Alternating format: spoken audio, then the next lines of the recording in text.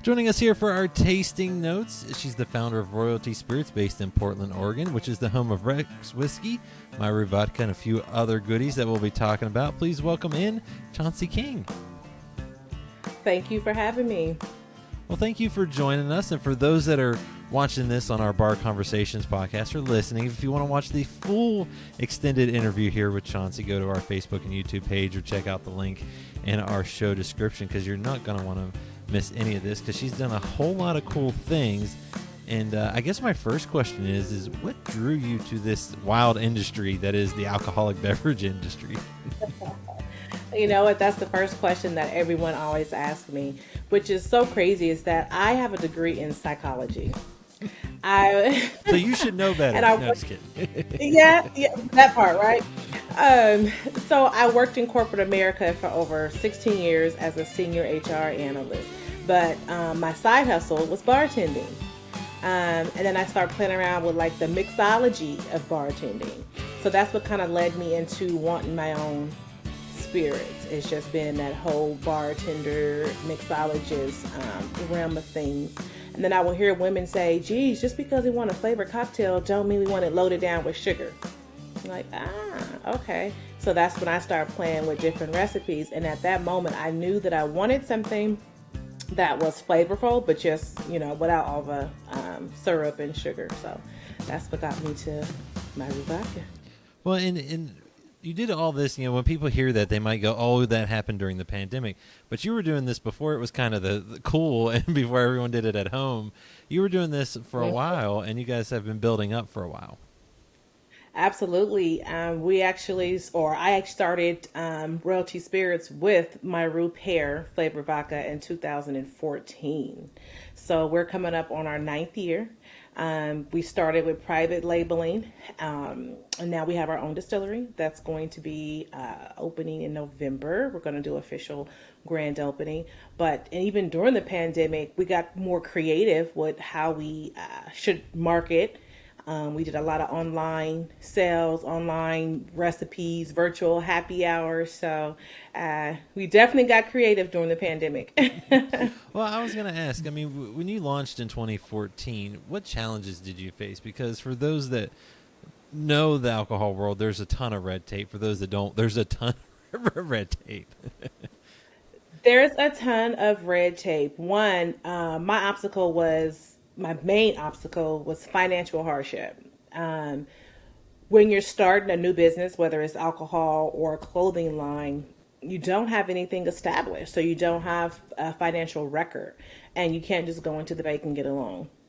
So finding that funding, the resources, loans, grants was very tough.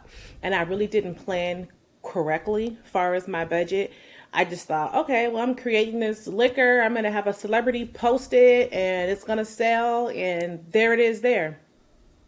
It doesn't work like that. A celebrity wants at least 5,000 just to mention your product online. And that was even before the real world of social media. Now everything is social media driven. But so that, and then just being a woman in this space was very challenging because it's a male dominant space, and been a Black woman in this industry. So I was the first African American on the Pacific Northwest to even come out with a spirits brand. And then two, a product that you create, everyone is not going to like. So that was a challenge, is making sure that you had something that was somewhat neutral. But that's pretty much impossible. Everyone has a different tasting palette. And then having the correct marketing budget. All businesses are based around marketing. So I will say proper financing, proper budget for your marketing. That was like two of my main challenges going into this industry. And then two, just not knowing the liquor industry. It's more to just blending up cocktails and hoping people will buy it. It's a lot of work. Well, especially if you want to go to other states and things like that. It's every state's different and every place is different, it seems. Every state is different. You have open states, closed states. Like Oregon is a closed state, so everything goes through our Oregon Liquor Control Commission. But which California is an open state, which means you need to secure distribution. And if you're a new business and you don't have a footprint, why would a distributor want to take you on? So funding, marketing, and distribution was my main three challenges. I mean, if you could believe it, I'm just getting into a good space where I'm securing distribution opportunities because it's about who you know. And if they are carrying the big wigs and they don't have to get out and hustle hard, why would they want to pick up a smaller brand and have to basically do the work? Old school knocking on doors, cold calling. Why do that when they can? The bigger brand sells itself. So, and that's my goal, which is to stick with the small distributors who actually work in partnership with our company to really develop that footprint. And to grow on a national level, you need distribution. Well, now I was going to ask. I mean, obviously, those challenges that you faced in 2014. Granted, the world has changed a lot in that time because of different things, but now you're becoming a more mature company because like you said, you've got those relationships. You have a track record, and a few different products that you can put on the shelves. What are those challenges now? Are they still very similar, or are they just kind of a different a set? Yeah, it's a different beast now. Now that you've gone through the startup obstacles, like you said, I'm a mature company. Now it's longevity. What do you do to stay in the game? What do you do to keep people engaged and attracted to your product? And you have to stay in tune with what's happening, what's new. So, for instance, for us, we have canned cocktails. That's the new thing. And ours is 12%. So people are like, oh, wow, you're actually getting 2 shots of alcohol in a can. I'm like, yeah, we're going straight to the booze. Forget the juice. So it's really about how do you sustain now that you're at the point that we're at. We have a distillery. We're bottling for other folks. So for me, it's like, what's that exit plan? I've gotten to this part this stage, where do I want to go? I want to, one, teach other women and men on how to get into this industry. Give them the blueprint. Let them go through my classes. I offer consulting and I can help bottle, private label for them. Then, two, how do I stay in stores? How do I keep people ordering the product? It's like, how do you secure that customer? So those are, that's the new challenge. And then continue to grow with distribution. Like I want to continue to grow. Continue to scale up. Exactly. And how did you settle on a vodka and then a whiskey? Like how I know you said you kind of the vodka was first because you wanted something that folks would like and could pair well with things, but I'm guessing though the whiskey, was that something else that you just enjoyed, or how did those two become your two go-tos? So vodka was the thing. So flavor vodka 2011, 14, 15, everyone wanted a flavor vodka. That's when the new trend came out. So that's how I did the flavor vodka. And then one day I did all my own tastings at first. So I was in every liquor store. I was my own brand ambassador, my own marketing person. So I was doing a tasting one day and I kept seeing like everyone going to whiskey. And I'm like, okay, these older people, younger people, middle age, like everyone's going to whiskey. So I started researching whiskey. And at that moment, that was in 17, I believe, bourbon had doubled the sales of vodka. And the next whiskey that was on the rise was rye whiskey. So even though bourbon was the trendy thing at the moment, I did a rye whiskey. And that was purely based on just stats. And I have to say, Rex is my number one seller. I love a good rye whiskey. And it's one that people, you have to work at them to get to like it or to give it that try. But once they do, I swear that they're onto something that they'll love for a long time. Now, you mentioned the Rex rye. I will say it's a very unique finish that you put on it. How did you come up with the charred Bordeaux and the Burgundy wine barrels from the Pacific Northwest? Was that a whole fun of tasting a whole bunch of things? That part. So tasting and then the finish that it gives. So it doesn't give you that real spicy rye finish. It gives you more of a vanilla note smooth finish. So that was exactly what I was aiming for. Yep. So did you have that I didn't in want mind? that harsh. Well, yeah, I knew I wanted a smooth finish because most ryes are really spicy. So I wanted my rye to be nice and smooth. So yes, I did. I sampled like, oak barrels, different wine barrels, and then I settled on the Cherry Bordeaux. And now you mentioned you've got the distillery that is opening up. Where do you get your products beforehand? Where you obviously, I'm guessing you had to source it first just because of the nature of the beast. But are you able to now start producing your own, or how's that all working for you? Yeah, so when I first started, I actually I had a distillery that I private label contracted with, and so I own my own recipes, but they were doing all of my distilling, blending, mixing, and bottling. So now I've taken on everything where I'm doing all that in house, and in turn, I'll be doing that for others as well. That is Now awesome. that's a different process.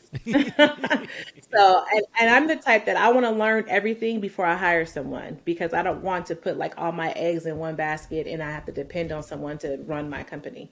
So I'm learning a whole lot about, that whole process. And then of course I have a team, Well, that but is my awesome. profit margin is much better now. Well, and when you also have kind of expanded the Miru, Miru, am I saying that right? Iru. Myru. I knew I was saying it wrong. Hmm. I was like, I know I said this right at the beginning, and it's all gone wrong. You have the pear was the first one, correct? When did black cherry become part of it, and why those two flavors? So black cherry is a very unique flavor, and it hasn't released yet. It's on pre-order, but it's already going crazy. But the black cherry, I want to do something different. So everyone has a pomegranate or a marionberry or a cranberry, and I'm like, what can I do that's absolutely different and delicious? And so I again just did a few sampling, and I just really loved the black cherry and decided that this is what it's going to be, black cherry. And then we also have a cocktail mixer called Exotic Berry. So it kind of goes in line with the whole flow of our mixers as well. Well, I was gonna say you've got in addition to the whiskey and the vodka, you've got the CBD infused mixers and the canned Hmm. cocktails. I'm guessing that was the natural progression. Obviously, if you're looking at stats on rye whiskey, you knew canned cocktails are big these days. I actually wanted to do the canned cocktails like 3 years ago, but it wasn't a lot of folks doing it then. So I didn't have a whole lot of knowledge about it and couldn't really source the products that I needed. And now, of course, it's everywhere. And so we have a lemon drop that's made with our vodka, which is delicious. It tastes just like a cocktail. So it's not carbonated. You just open it up, put it over ice, delicious. And then we have our West Coast Mule, which is basically like a Kentucky Mule. So it's made with whiskey instead of vodka.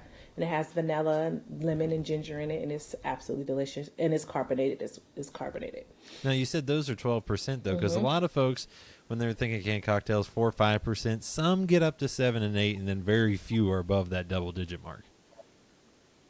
Yep, very few. And then too, a lot of them are like seltzer waters. They don't really taste like a cocktail. A cocktail, you feel like you're drinking maybe like a Mike's Hard Lemonade or something. So these taste like a true cocktail that you would order at a bar or make at home. And that was the goal. We want a true cocktail in a can, and that way you don't have to worry about all the extra ingredients. You can take them while you're camping, and that's what we do. Put them in the cooler and pop the top, and you're good to go. That's perfect. That's a perfect way to do it. And you actually, like you said, you get a real drink that you don't have to add anything to if you want a little more punch there. And you know, for you as you've gone into this, I mean, you had that psychology degree. You were into bartending. Did you ever think? I mean, obviously the goal is to grow. Did you ever think you would end up having all these different products that were moving off the shelves?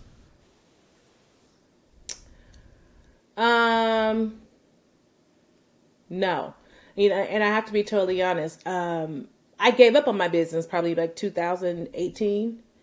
I felt like it just wasn't going in the direction that I wanted to go in. I felt like it wasn't moving fast enough, and I was just like, I'm done with this. And I just didn't do anything. Whatever product was in store that was selling, that was it. Um, and then I'll say maybe 19, I got my mojo back and I started really kind of putting my foot into it again and putting my all into it. And that's when things started to go up. And then I knew that I wanted to add on the different products. Our cocktail mixers, we have with CBD and non CBD, they're in grocery stores. We have rimming sauce and rimming sugars. So we have like a spicy spicy salt, which is like with peppers and lime, and then we also have a sugar Remy, which is it's a citrus tangle. So it's sugar and orange and lime and lemon, and it's delicious. So I knew I wanted to create things around the whole mocktail cocktail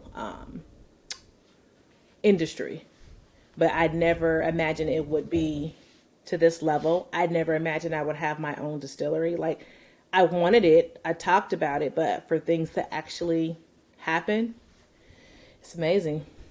Perseverance, right? Perseverance. Yeah, definitely. Now, the names of the products, how did you come up with those? Rex Whiskey, Rex Rye Whiskey. What does that stand for? So Rex means king, ruler, and my last name is King. And my roux, I met a lady. I was on vacation with my then husband, and we were in Mexico. And we met a lady, and her name was Maru. And we loved the name, and she told us like all these beautiful things that it meant. And I said, okay, we're going to name our daughter Maru. Once I got back to the States and I started researching what Maru meant, I'm like, I can't name my daughter that. So Maru means to see. And it's about an old wise tale of a serpent sea goddess who ruled men with kava kava. So I'm like, okay, I'm going to save that name for something else. And when I went into this whole male dominant world, I said, this is fitting. So that's how I came up with the name Myru. I love it. There's always a good backstory on all these, and I'm guessing Royalty Spirits is another playoff of your last name. Absolutely. I like it. I Yeah. like it. And then to play out with the last name, and then two, I want to provide a luxury product. Or we do provide luxury products.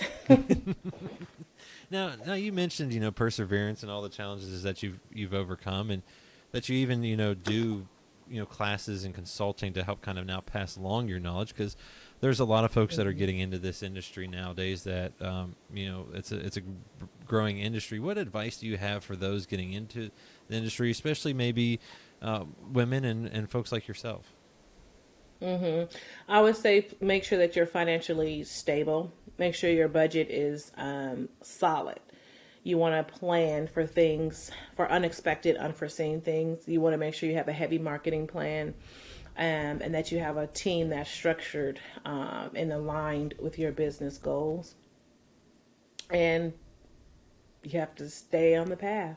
If this is something that you want, you have to stick with it because there will be challenges. But definitely make sure you have your finances in order. A good financial plan is always good no matter what you're doing, but especially in the alcohol world, because one thing folks may forget is time. Everything takes time. Time is really, it's not a race, as they say, it's a marathon, and you have to be very patient in this industry because this is a very consumer driven product, and people have to get used to seeing it, getting used to taste it, getting used to seeing it. It's really about marketing. It's definitely marketing, and it's not as easy as it looks on social media. Definitely not. Well, and you mentioned this earlier that you were everything. You were the brand ambassador. You were going to stores, the seller of everything. That is the one thing that folks probably forget is those big products. We all know what they are. Or we have a general idea, but for those new products, you really do need that lips to bottle to lip to get to try something different that could be unique. And how important was that for you to do that, and then also be able to go into a store and say, hey, I just sold my entire allotment that I brought. You should have put this on your shelves. That part, that's 80% of your marketing is getting the bottle to lips. Because when people try the products, they like it. And that's exactly what I would do. I would go in and sell it out. And so then the owners felt great about letting me do the next tastings. And then they'll talk to their peers that's in other liquor owners and say, oh, wow, they came in and they sold however many cases in one tasting. So, you have to get it in front of folks. People have to try it. And I did, trade shows, pop-ups, tasting, sampling, like everywhere I could, to really get my product to lips. And it is amazing once folks can actually try something, how much they might like it when they were nervous going in. And, As you have expanded, what's next or what's on the horizon? Obviously, the distillery and doing some contract work to, I'm sure, help balance things out. But what's next for some of the products you have, and maybe ones that you can tell us about? So we have a special reserve product that's coming out around our anniversary. It's going to be a brandy, a aged brandy, and then just consulting. That's our main thing, is helping others get into the industry. And then eventually I would love to write a book just about this journey. I'm sure you have a few stories to share as you were going around to different stores and different folks trying to get your foot in the door. Oh yeah. Oh yeah. I have a ton. And some I'm sure you can't share or don't want to share. Yeah. Now, I guess my final question is, where can they find, whether it's the Rex Rye whiskey, the Miru vodka, the mixers, or even the canned cocktails? How can they find out more about that, and where can they find them?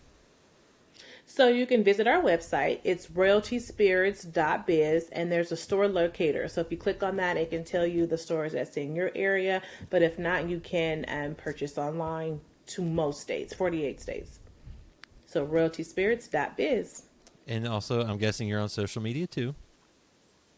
Oh yeah, we're on social media under Miru Vodka, Royalty Spirits, Rex Whiskey. We're all over social media on Instagram, Facebook, not so much Twitter.